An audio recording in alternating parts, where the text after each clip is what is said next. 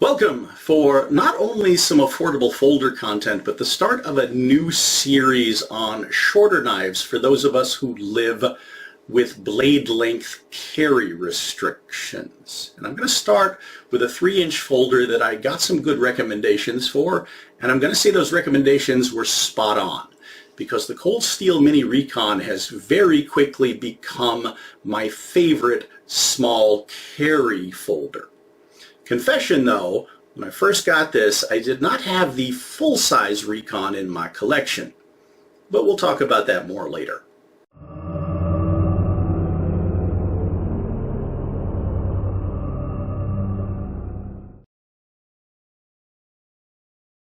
Let's start with the in-the-pocket carry dimensions. Weight, 3.4 ounces, 96 grams. So pretty light, but for its size, it still feels like it's got a bit of heft.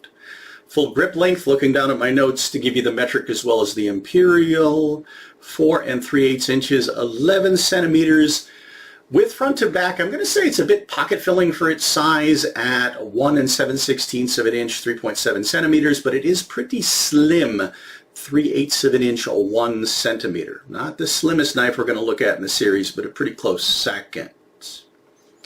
Pretty standard cold steel pocket clip, not really high or low, and it does reverse side to side but not up to down. Now for more discreet carry, given my usual wardrobe color scheme, would I have preferred the clip to be blacked out? That's another thing we'll talk about later when we get to optics.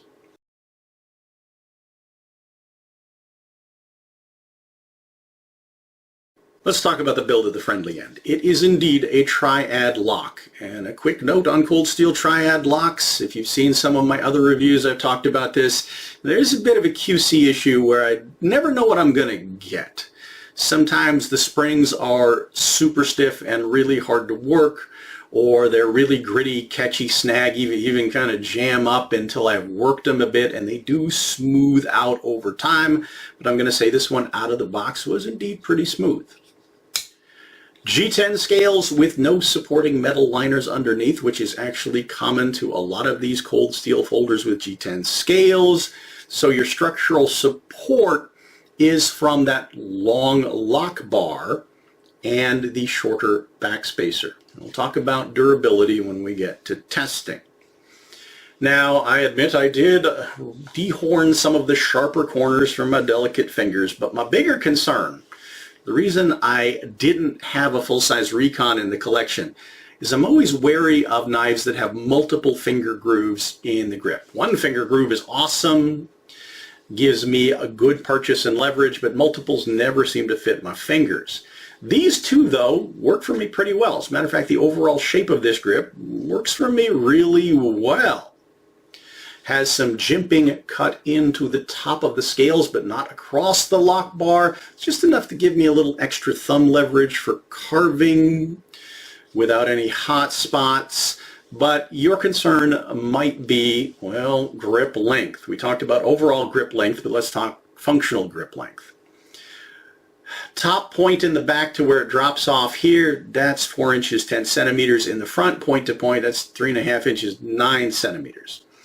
My medium width hands, yeah, okay, it really can't be any shorter than this without me hanging off the end of it.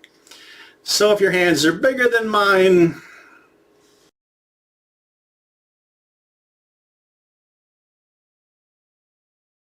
before we talk about the blade, how much did I pay for the thing? I think I got it for around $38 US on Amazon, which definitely puts this in the affordable folder category. And I feel like you're getting a lot of value for your money. It's an AUS 10A blade that my 60 HRC test file does not cut. It came with a stone wash finish that, well, I partially intentionally polished out. Some of the other polishing happened just with extensive use, kind of like the look of it now. It is a high flat saber grind, and I should note that there are currently 3 variations of this knife. You can get this drop point version or a clip point or an American Tonto. Why did I pick the drop point as my first choice? Well, I feel like for optics, this looks a little bit more utilitarian, certainly a lot more, I feel, than the Tonto does. And as an overall utility blade, I feel like I get a little bit better use out of a drop point than the clip point, a little bit. Am I going to get the clip point version in future? Stay tuned. Now, the lines from the factory were polished enough that I don't have sharp enough edges to strike a ferro rod on. As for the dimensions, talked about those carry length restrictions. This is a 3-inch, 7.5 centimeter blade, so that might keep you out of trouble, combined with its utilitarian appearance that we'll talk more about when we get to optics. It is about 1 inch wide, 2.5 centimeters front to back, and your blade thickness, well, it's about 1/8 of an inch, 3.2 millimeters. Let's go ahead and see how it performs. Quick edge test after about a month of extensive use with just stropping to refresh it. On some paper. Oh yeah. And some cardboard. So I've been cutting up a lot of cardboard. Slicey. I didn't do a lot of Marshall testing, and we'll talk about what this knife can and can't do so well when we get to the Marshall handling section, and also the reasoning behind some of those blade length restrictions. So I restricted the tests to the thrusting and stabbing tests, first into my Pell, which is multiple layers of thick cardboard backed up by a couple of inches of compressed brown paper bag paper up against my redwood target. It's a media that gives me more resistance the deeper I get into it, but I'm still looking at penetration and channel using 4 grips. Forward grip with the edge facing away from me and towards me, reverse grip with the edge facing away from me and towards me.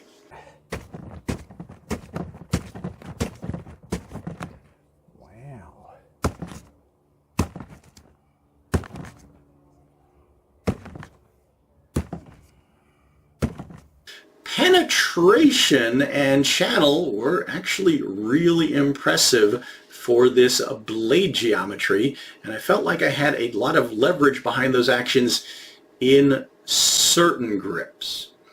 But first, let's talk about the next level, which is stabbing and thrusting straight into the redwood. On one. Okay. That's weird. That's not bad. Yeah, it's a little comfy. It doesn't work very well. Part of that is a tip durability test. I'm not trying to destroy the knife by stabbing it into a piece of wood and twisting it sideways, but I want to see how the tip will hold up to collisions with harder media. And this one did just fine. I feel like it's a pretty well reinforced tip. But that really tells me how that impact is going to translate back into my hand. Am I going to collide with any hot spots? But more importantly, is my hand going to stay put? And I proposed this thought experiment. It's a thought experiment I use anytime I'm looking at a new knife. I think about how it's going to work in the forward and reverse grip if I get a good solid grip on it and then stab it hard into a piece of wood. Is my hand going to be safe?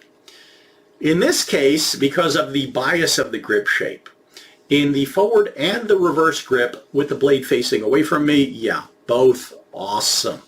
My hand stayed put. I had a lot of leverage behind those actions and no uncomfortable collisions to speak of. I did not, in the forward grip, really feel the need to screwdriver it by planting it into the hollow of my hand. And I could do that because of its length. And in the reverse grip, I didn't feel the need to thumb lock it. But when I reversed the edge towards me, okay, in the forward grip, that was just really sloppy, and I stopped that test really quickly because I was concerned for my safety. In the reverse grip, I could make it work, but it is, as we've talked about with other knives with curved handles, it's kind of curving back towards me, which makes that sort of awkward.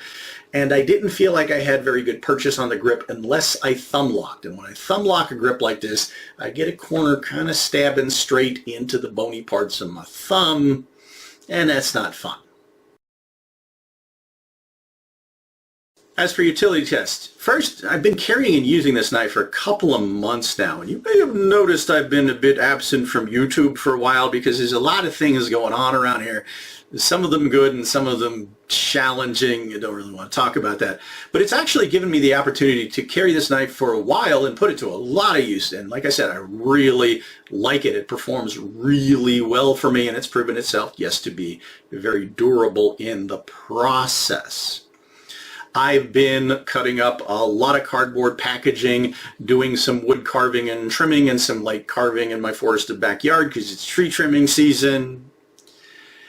And it's been working for me as a small utility folder, and I've also used it a little bit as a mild pry bar in small jobs, doing some other things you might not want to do with a knife, and it's held up just fine. Hasn't taken any damage, and I've only had to refresh the edge on my strops.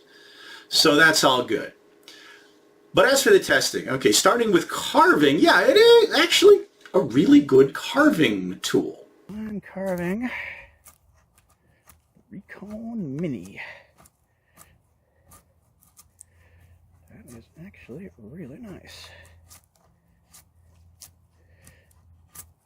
Oh yeah, very nice.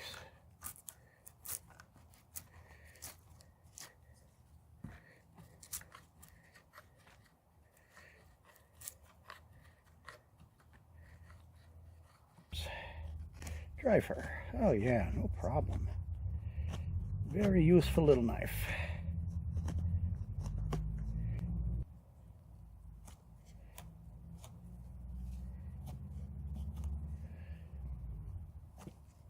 Indian plum is some pretty hard stuff. Almost the consistency of plastic. Whew. So doing fine carving, debarking, I can get good leverage control over it. It's very slicey. Carving, I was using dry fir split branches to do some feathers for my fire pit. And also carving straight stakes. These are Indian plum. They almost have kind of a plasticky texture. Carving them into plant stakes, which is kind of like sharpening a pencil. Did just fine. Now the knife does not really have enough mass to chop with, but I did go ahead and try batoning, well, reasonably thin fir branches because I don't have a lot of length to work with, and I would really only do that confidently with the cold steel triad folder.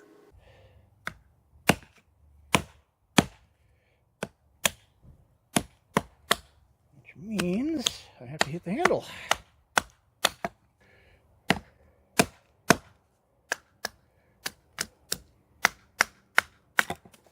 And with a shorter blade like this, yeah, I absolutely did have to hit onto the handle to get it through the wood.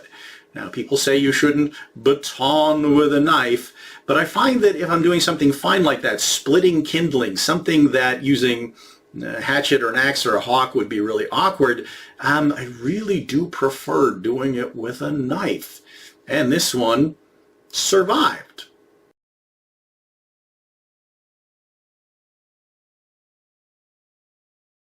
Alright, this would normally be the point in my videos where we talk about the balance between utility and martial usefulness that can make for an awesome overall carry tool. And that includes the subject of optics. But today, that topic is going to take a bit of a turn, which is why I'm sitting down, so bear with me. And disclaimer, this is not legal advice. I am not an attorney. But starting with utility versus martial. Okay, this has certainly proven itself to be an awesome utility knife. As I said, it's quickly become my favorite small carry folder, and I'm willing to do things with it that I would not be willing to put other knives of this size. And yes, we will be reviewing other folders in this size class that are not cold steel triad folders that I am frankly nervous about pushing in hard use and testing. And we'll see how it goes in those reviews. But, well, I'm not trying to intentionally destroy these, but I am willing to push their limits within reason. And these have consistently impressed me with their durability. But how does a 3-inch knife like this function as a martial tool? Well, we'll have that practical discussion in the next section. But first, we have to collide head-on with the subject of optics and carry length restriction laws, which are intended to try to prevent people from carrying dangerous weapons in public places. If you've been following my channel, in my state and surrounding states, I was not allowed to carry fixed blades concealed, which made me reluctant to carry fixed blades in public. However, most places I was allowed to carry a folder of any length, except in certain cities that had blade length restrictions. So I had to be aware of where I was going that day and what I had on me. But in 2025, they changed the law in my state so that folding knives with blades over 3.5 inches could not be carried concealed. The immediate counter-argument arose, well, what if you're carrying your 4-inch folder with the pocket clip so it's partially visible? Is that concealed or not? And the response from the powers that be was, well, what would a reasonable person consider concealed? Which means it's really up to the opinion of whatever law enforcement officer you collide with. But also why I'm now okay with shiny pocket clips. Look, visible, see? You can see this from down the block. It's not concealed. But making it worse was they added some wording to the law that was, well, very vague. And that was you're not allowed to carry and conceal a dangerous knife. But they didn't define it. Now, there are already certain definitions on the books, and whatever laws you might have in your area might define, things like bally songs or gravity knives or automatic knives or daggers or push daggers or something like that as automatically being defined as a weapon and potentially banned. But leaving the definition open like that, which is why I specifically picked drop point with not a blacked out tactical looking finish, because the advice they were able to give was leave your scary looking knives at home, because again it really does seem to be about the opinion of whatever law enforcement officer you run into or whatever civilian you happen to frighten, depending on how they feel about what you're carrying or using in front of them. So yeah, it's all about feelings. But that started getting me thinking about certain fixed blade knives that have blades that are well under 3 inches long in many cases, that are clearly not designed to be utility tools. Like, yeah, certain kinds of push knives, as I said, might have their own restrictions, or, well, fixed blade knives like this one. And yes, I promise I will get around to reviewing the K-Bar TDIs soon.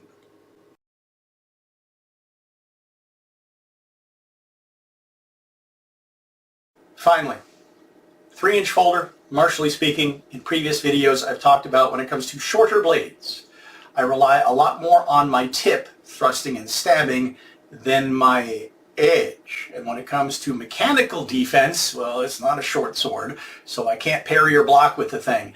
My defense is coming from what the rest of me is doing, what my other hand is doing, or what I might have in my other hand that might help this out. But when it comes to the tip, what I'm looking for, I'm going to say 3 inches of blade is sufficient to be effective, especially if I've got a good, not only durable tip, but a geometry that gives me good penetration and channel into the media, and yes, this does. Especially effective if it's backed up by a grip that is secure enough to give me a lot of leverage, so I can put a lot of power behind thrusting and stabbing and not worry about my hands sliding up into danger. And this does that, well, in certain grips, not so much with others. So in the forward grip, edge facing away from me, yeah, it's really solid for thrusting and stabbing, and it does seem to favor either handshake grip or saber grip. Could I put my thumb on the side and foil grip it? I kind of could. But I don't feel the need to, for instance, choke down and plant the butt of it in the hollow of my hand, the screwdriver grip that would give me extra reinforcement if I was trying to do those actions with a knife with a, well, a less secure grip. But if I try to rotate the blade towards me, I'm losing all of it. It's just not shaped for me to do that. I don't have good retention on it. If I screwdriver it, yeah, it's still very, very awkward. So it's really telling me, hold it with the edge facing away from me. And the same thing is true in the reverse grip. can get a really good, powerful stabbing action with the edge facing away from me. I do not feel the need to thumb lock it. But if I rotate it towards me, which would give me more cutting action in the arc of a stab, or back cutting action, it just doesn't feel secure at all. It's kind of curved back towards me, reducing my reach. And thumb locking it, well, I've got a sharp corner going right into a bony part of my thumb, so that's not very pleasant. Again, it's just telling me, have it facing away from me. But when it comes to the use of the edge, all right, with a short knife, well, I can't really chop, snap cut, but what I might be able to do, given the opportunity, is use the short knife paradox, where I have some leverage behind that blade, I got some belly. I might, if the opportunity presented itself, the right target at the right time, to basically press cut into, at close range, the right spot. I might be able to get some effect out of that. But as I mentioned in previous videos, when it comes to timing interval opportunity, if I happen to get the opportunity and the target presenting itself, I tend to feel like I can get a lot more bang from my buck in that interval with what I can do with the tip versus what I can do with the edge. Or maybe both in combination, again, if it presents itself. But I'm going to feel like if it was life or death, the tip is going to be a lot more effective than the edge, especially if I'm dealing with somebody wearing like thick clothing or something like that, some other resistant medium. In the reverse grip, I've got the same thing going where, okay, I feel like I could press the edge into the right target given the right opportunity, probably at very close range, but I feel like that stabbing action is going to give me more effect for time and effort. If I get the right spot to apply that edge to, I probably will, which is why I train those actions so they're automatic. But yeah, I'm feeling the tip is really going to be serving me a lot better. But this is, okay, preview of future video. I would argue that certain kinds of push knives, T-knives, push daggers really are designed to, well, basically stab and thrust. And some of them have blades that are much shorter than this. But something like this TDI, the way it's demonstrated, it could be used for thrusting and stabbing, but they also demonstrate doing a lot of cutting with it because of the specific blade angle, even though, yeah, look at the difference in blade length here. You're talking about a 3-inch blade versus a blade that's more like 2 inches. They're considering that an effective application, and we'll talk about that more when we review the TDIs. But as a final note, I mentioned that when I got this, I did not have a full-size Recon. Well, I like this one so much that, yes, I happened to catch a sale and get a matching drop point. So we will be reviewing this one soon as well. And a quick preview of that, I've been carrying these two together, and they have made an excellent pairing, utility speaking, of, well, jobs I need a smaller knife for, and jobs I need a bigger knife for. Until then, let's get our conversation going in the comments. I plan on, well, mostly for a while doing knives with 3.5-inch or shorter blades, and I promise not just more cold steel triad ones, so there will be a lot of those. So if you've got any requests, any feedback, any questions, otherwise, as always, thank you all so much for watching, liking, subscribing, following my journey, putting up with my madness, seeking me out on social media, and I hope to see you back for, yeah, more smaller blade content for those of us that live with carry length restrictions.